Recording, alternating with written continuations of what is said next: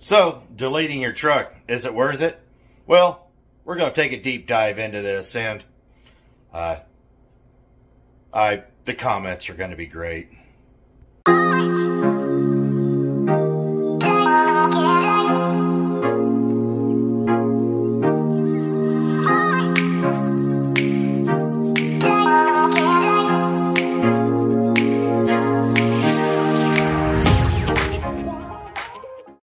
Now, before we get started, we're going to go out and look at an emission system here. Let me make one thing perfectly clear. Deleting a truck is illegal. All 50 states. Did it start raining? No. Wind.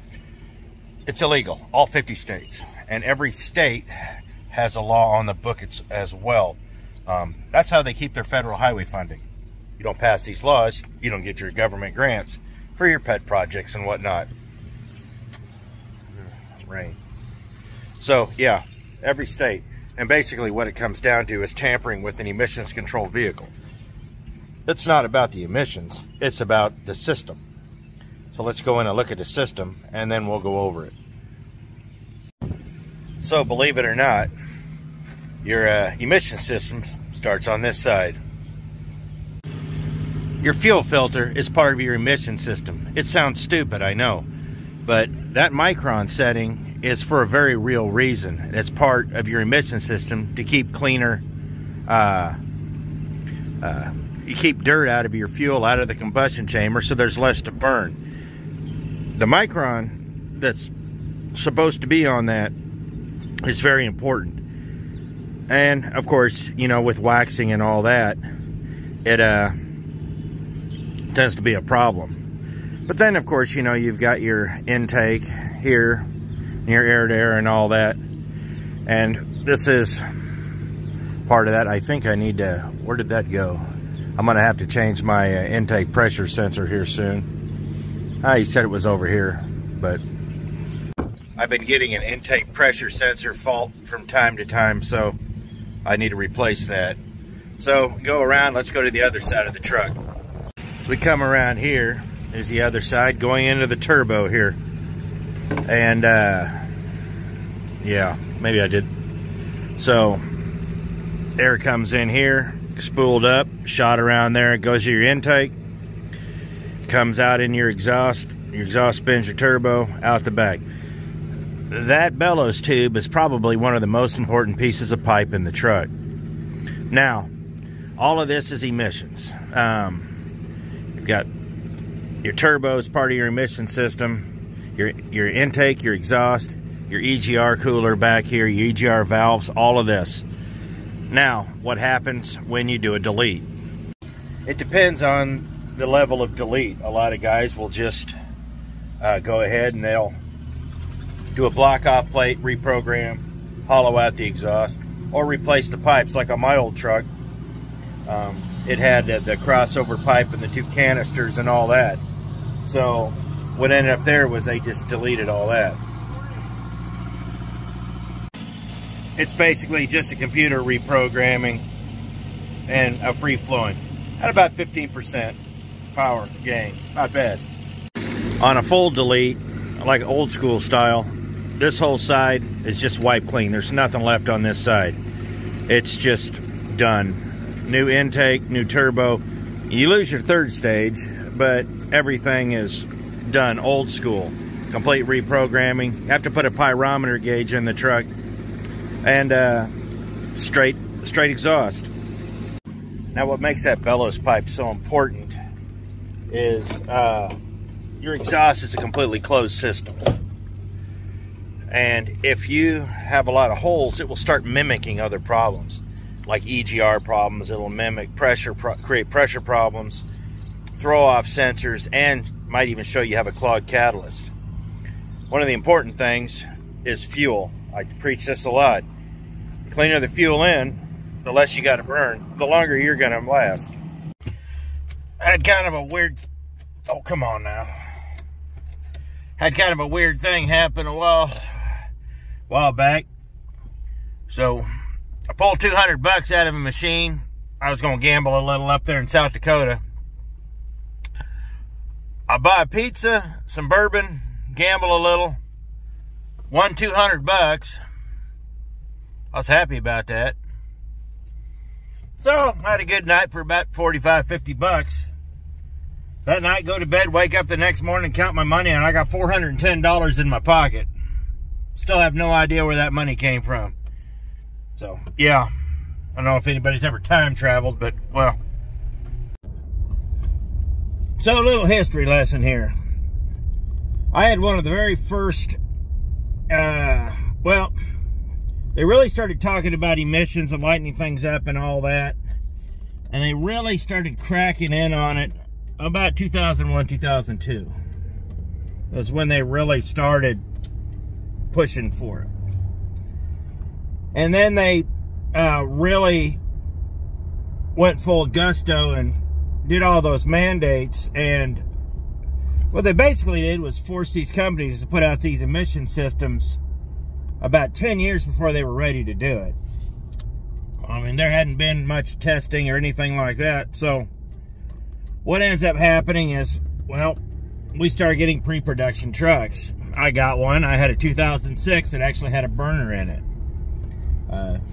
Really odd deal. It's nothing like they are today. Even my 09 without the DEF, this was completely different. So we go into the burner, the catalyst, all that, and before we start getting into the DEF, and where a lot of the problems and a lot of the hate came from this period, before anybody knew what was going on, because it was a nightmare. Cummins was building a brand new system. PACCAR decides that they're going to put the PACCAR engine on a Cummins exhaust system. That worked swimmingly. And then, you know, Max says, Navistar's like, you know what? We're not going to do that. We're going to build our own system from scratch. And we all know how the old MX-13 project went. Or, no, the Max Force, excuse me. Yeah, we know all about what happened with the Max Force. So, yeah, that was a disaster. So, we get to today. At that time, when these systems started going into their heyday, a very popular thing to do was to basically remove them. Find a guy with a computer, reset it, reprogram it, put an older tune in it. Glider trucks are very popular at the time.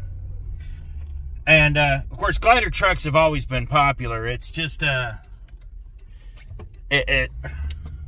what constitutes a glider has been an argument for the ages. But basically, by definition, you have a cabin chassis that's brand new. You have to get your rear ends from one truck, a transmission from another truck, and a engine from a third truck. It takes 3 trucks to make a glider. Yeah, don't believe me, look it up. Anyhow,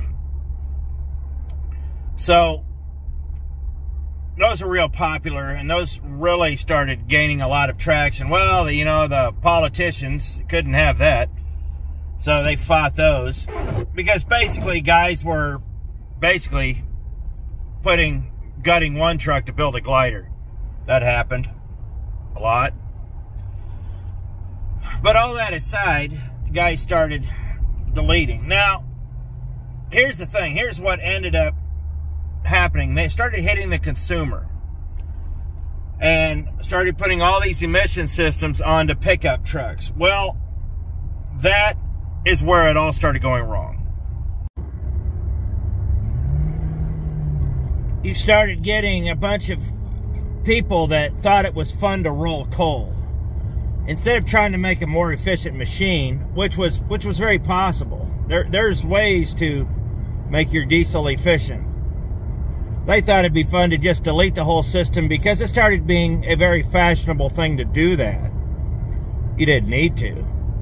Guys were basically destroying the warranty on a brand new truck so they could delete it and roll coal. Way to go, Jethro. But, yeah. So what always ends up with a situation like that is some kid thinking he's being cool in front of his friends ends up smoking out the mayor's wife or some senator's grandmother. And, of course, our senators we have now, that'd make their grandmother about 238. But they smoke out they just start creating havoc. Well, an unintended consequence of that is it went onto the semi industry. And yeah, that's how we got here. So let's talk about the scam involved with diesel repairs. With any new product, you're going to get salesmen. You're going to get guys scam. They love to fire the parts cannons with this kind of thing. You know, the old school trucks were very easy to diagnose and fix. I watched guys fix them in parking lots. They tear them down, build them back up over a weekend. Wasn't anything unusual to see a guy rip a head off in a parking lot. It happened. So it started being very lucrative, very profitable, and I'm going to show you guys some scans I had of some things for my older truck, and I'll show you how they used to try to scam us and what I found out. So here those are. So here we have some scans. This is the first page. This is off my first truck. This is off an 09, but you'll see what I'm talking about here. Let's zoom in here, and you'll see this inactive key. After treatment, #1 diesel particulate filter system, above normal, blah, blah, blah, and the differential pressure. This right here is a great way for them to scam you out of sensors, but usually they want to go right into the DEF, saying that you're clogged. This 3936 is a very common code. It's more or less a ghost code. It's a pressure code. First thing they'll want to do is give you an O2 sensor, and as I found out with my last truck, I had 6 of them. That doesn't work. So let's go off to the next one. So all of these right here are differential pressures. This truck would burn about every 12 to 14 hours. That was normal in the beginning. And you'd sit there and you look at the starting temps, the maximum, you know, and you can see the diesel particulate filters outlet, inlet, and all that. And they're pretty uniform. Now, let me show you something. This right here is where they would get you. See how it goes up? This is fairly normal. You get to the 2 3s and the 2 1s. You're starting to get a little there. But every now and then, like, you might get one that would jump real high. And if it didn't stay high and it went down, you know, you just had some bad fuel or a little bit of hiccup or something like that. But if it was consistently high, you would want it to be, you know, you would want it. Then that's when you start looking at the filters cracked and all that. This is why it's so important to have good mechanics. This stuff, like the soot levels, normal. See, this right here, normal soot level. That tells me that there's nothing wrong with my filter. You know, this is the average. So you were sitting there. These pages are very important. And if you don't know how to read these, a lot of dealers don't want to show you this. This is where a lot of the scamming came in. This is where they started firing parts cannons at the truck. So pages like this are very important to understand and know and see. And if you get a good mechanic that'll show you these snapshots and screens, you know, the hours of when it was burning and temperatures such as this, they're powerful tools in understanding your truck and saving you a little money and make sure that you don't get scammed at the mechanic. As you can see, once you figure out the system, it's not that hard. It does get rather expensive and they are pricey. So we've talked about emissions trucks. Let's talk about deleted trucks. I'm going to go on record right now to say I don't have a problem with people deleting their trucks. I think in some of the cases there's a very definite need to do it because you need a reliable truck in a lot of things, like especially livestock hauling, chemical hauling, and things that are very time critical. I mean, you have to have your truck running. Especially with live animals on it, you can't not have it run. I mean, if you ever see how hard it is for these guys to get these things straightened out without, you know, when they go down normally, it's a real mess. So guys started just deleting trucks that didn't need to be deleted. It got really crazy for a while. So you had guys who were deleting trucks like right out of the factory. Why?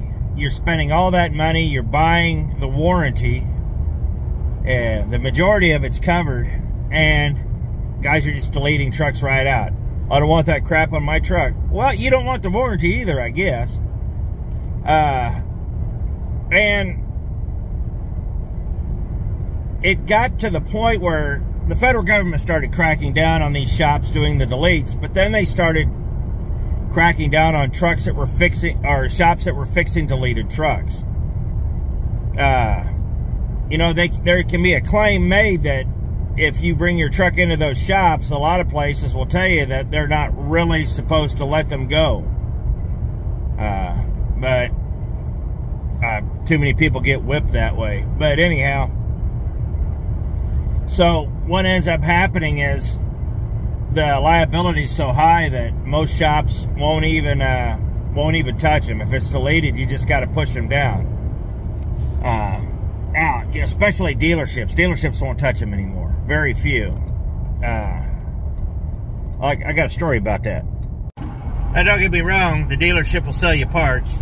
You just got to put them off their property. So a buddy of mine takes his truck in to get the air conditioner looked at. They see it was deleted. They didn't even want to touch it. They're like, it's a deleted truck. He's like, it's an air conditioner. They're like, well, I mean, they were very hesitant to work on it. And legally, by rights, they could have shoved him out the door. You know, the air conditioning is not part of the emission system, but you see how convoluted it gets. So, you know, you're dealing with things like that because there are a lot of shops out there, a lot of dealers that are like, nope, we're not even going to mess with it. If it's been deleted, because truthfully, they got plenty of other guys to get work from at this point. But yeah, so what happens when you can't go to the dealership? Well, you go to the other place.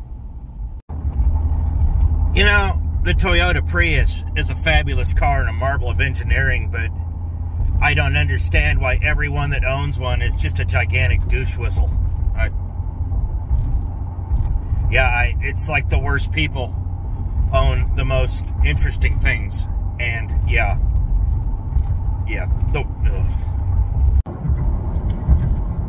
So let's talk about the other shop. The other shop's that greasy place with junk all around it on the other end of town.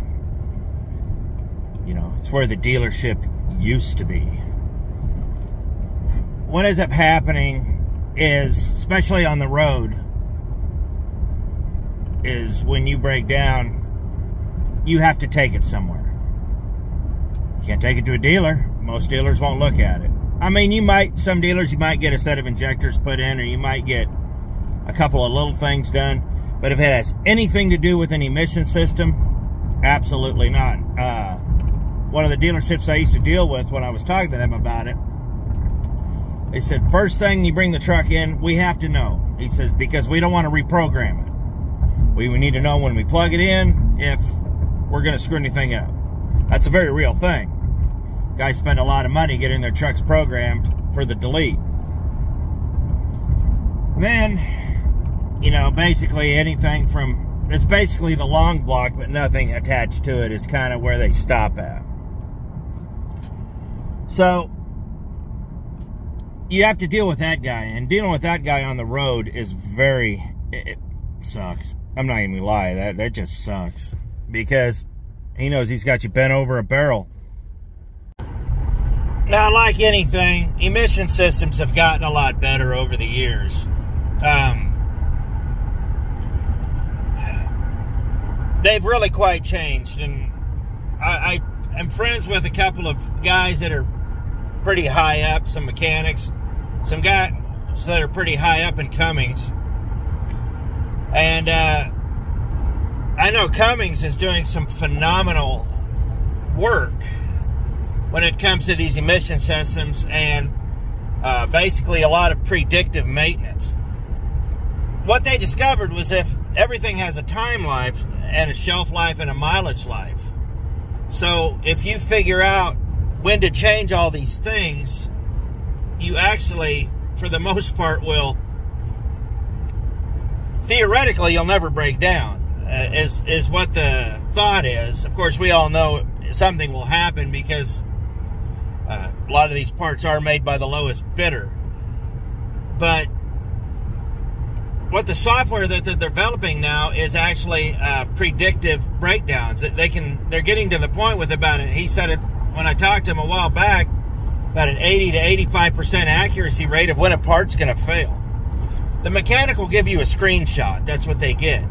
When you start getting way up, you start with Cummins. They actually are developing timelines where they can literally watch the life of a truck and have a lot of indicators and predictors of certain problems and when things are going to fail. And I'll tell you right now, they're getting really good at it.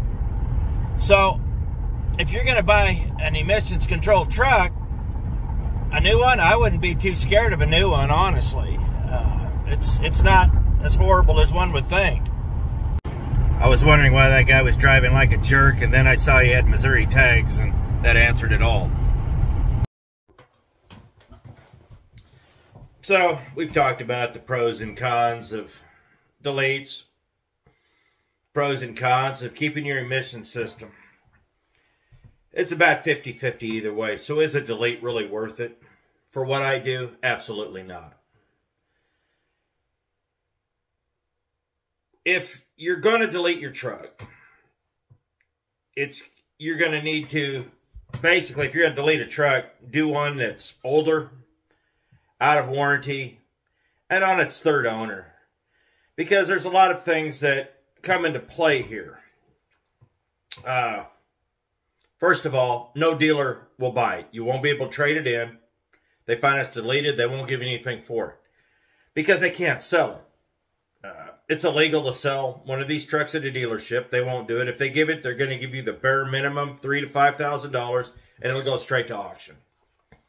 And most likely be parted out. They're not allowed to sell deleted trucks. They're not going to take one in on trade. There's no profit in it for a dealer. So if you have one and you need to sell it, you're going to have to find a buyer. Well, I know guys are going to say, well, I traded one in, blah, blah, blah. That was then, this is now.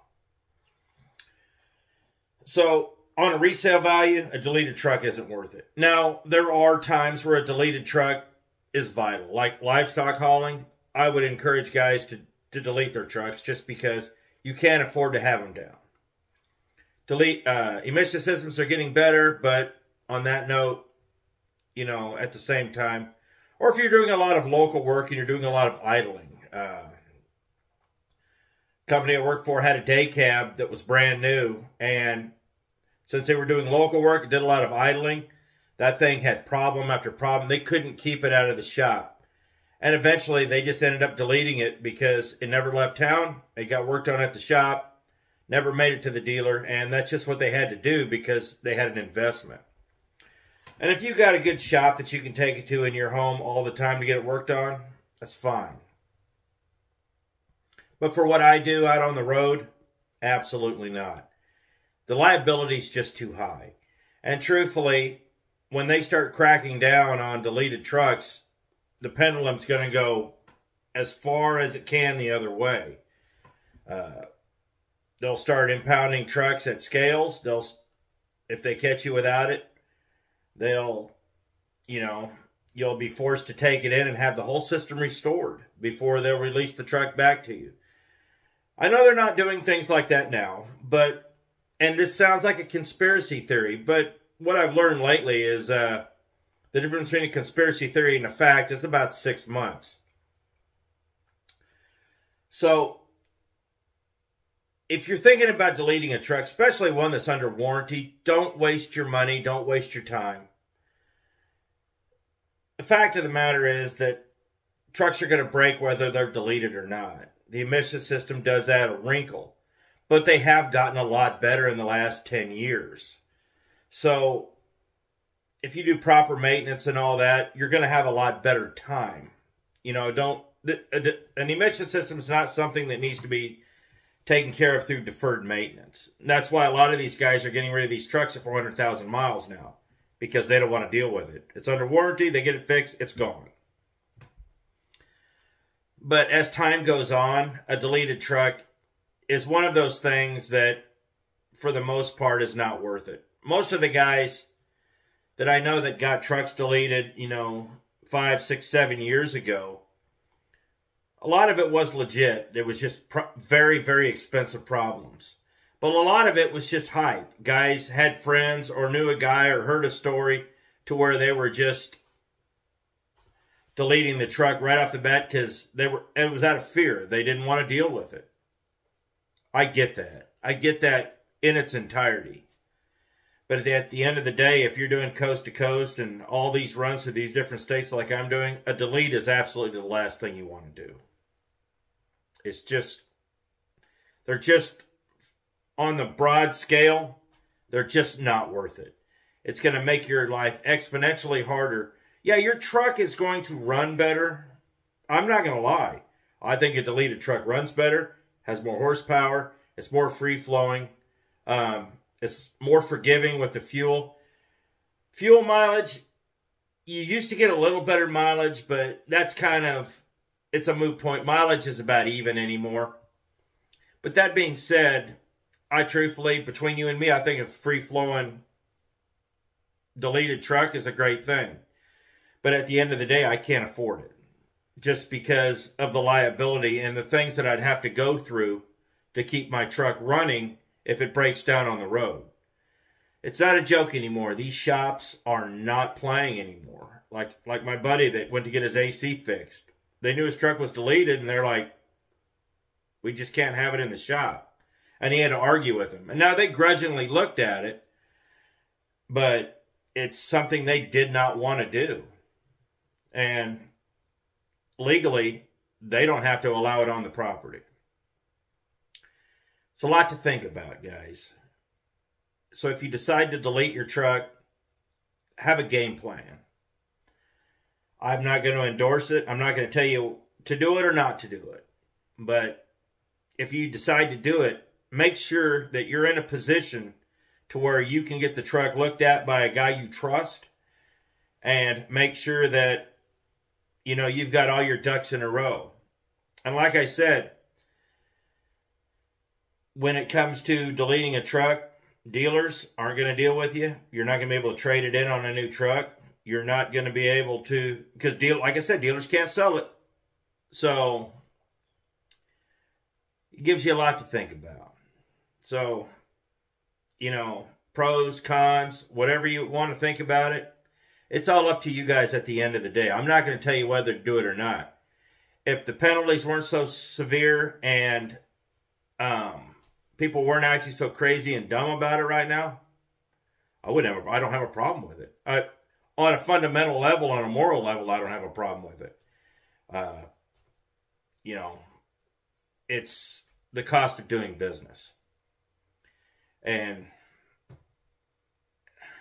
it's just, us as truck drivers and owner-operators are in a very particular spot with this, just because you're kind of damned if you do and damned if you don't, if you will. You know,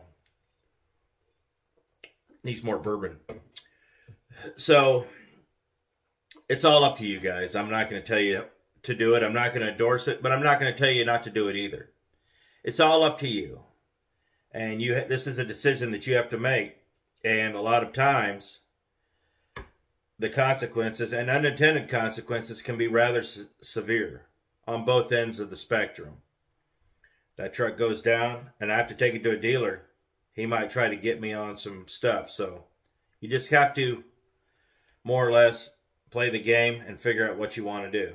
So I appreciate it. Thanks for watching. You guys be safe out there. We'll see you next video.